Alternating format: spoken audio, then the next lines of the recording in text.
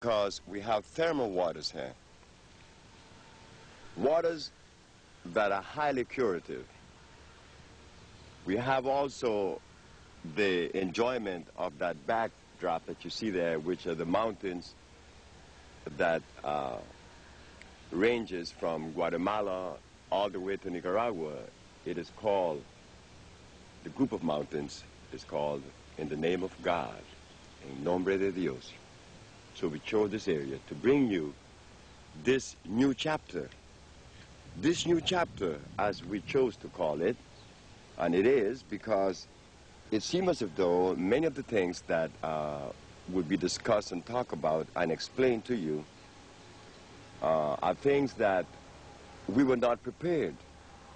We were not prepared for, because the schools did not prepare us to understand that which is natural from that which is unnatural. But don't feel that you are ignorant or less than. What happened is that the schools did not prepare us, but that does not mean that we are not capable of digesting a piece of information once that information is presented in the proper way.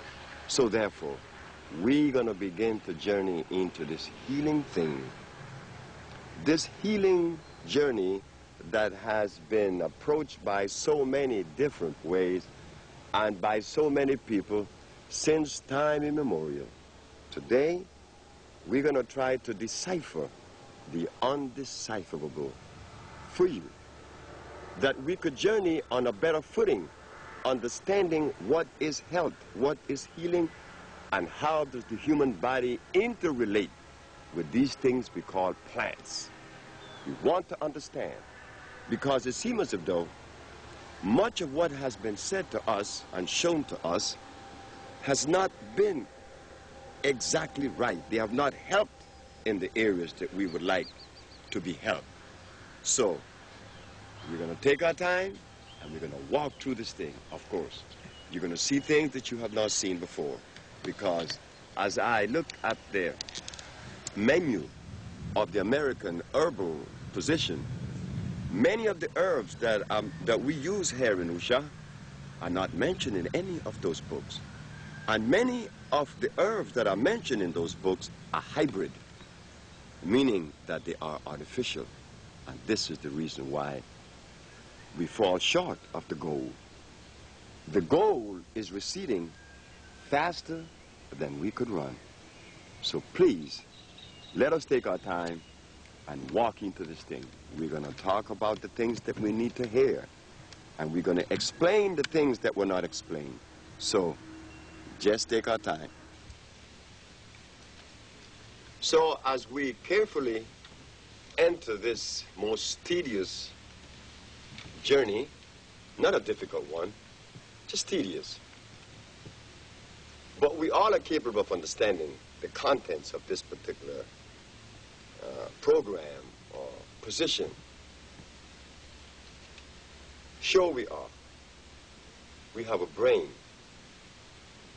We could think well. Only we, the individual, or you, the individual, could determine really what it is that you feel, what it is you see. No one sees from behind those eyes but you. So we know that this subject fits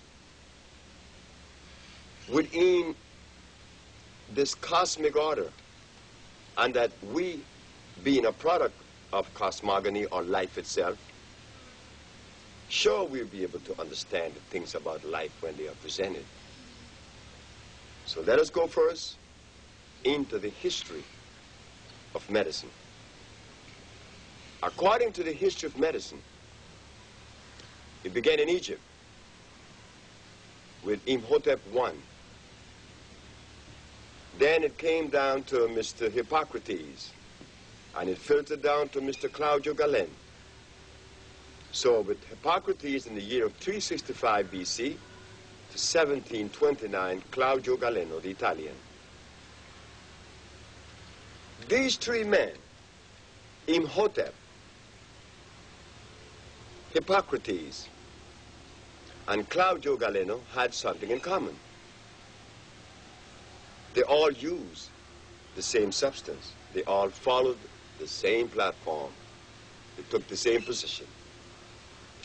Because during that period of time, that time in history, naturally, there were not in existence at that time the chemicals that we are presented with today.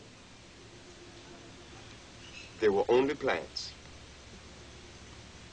But the history shows that they cured every disease known to man. So if this is true, then what happened between that time and now that things seem to be so difficult? Instead of us being useful in eliminating those that are present, new ones are cropping up every day, telling us that, again, the goal line is receding faster than we could run.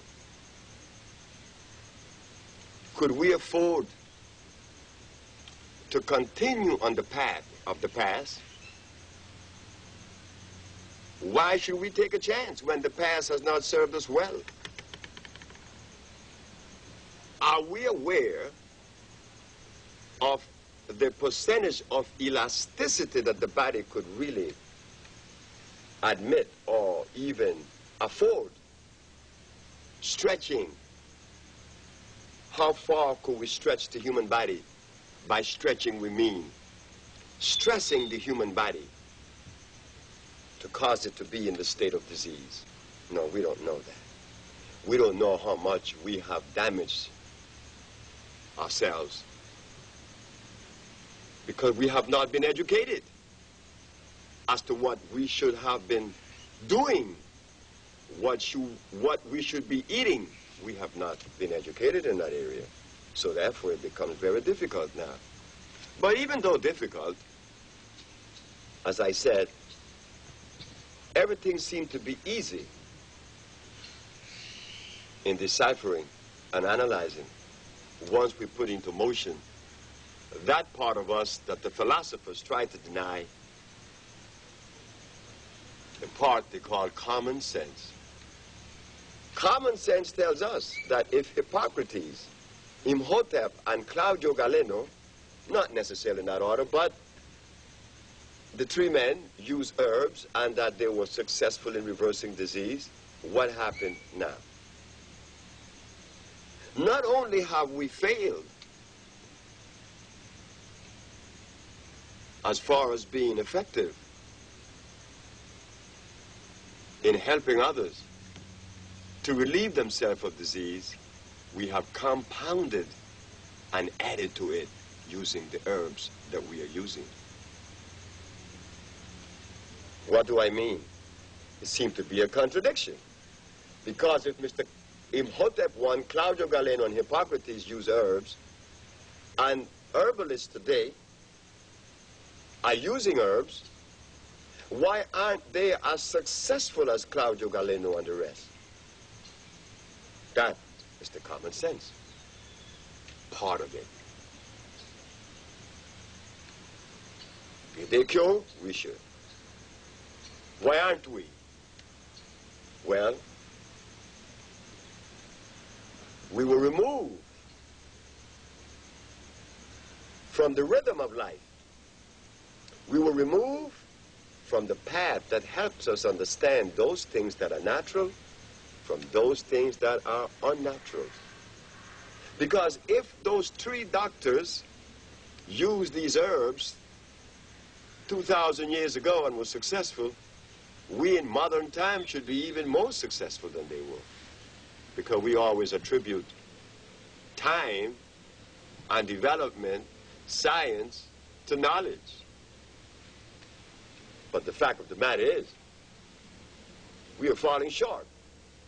We are falling short because the herbs that Imhotep, Hippocrates, and Galeno used are not the herbs that are being considered today as far as healing is concerned.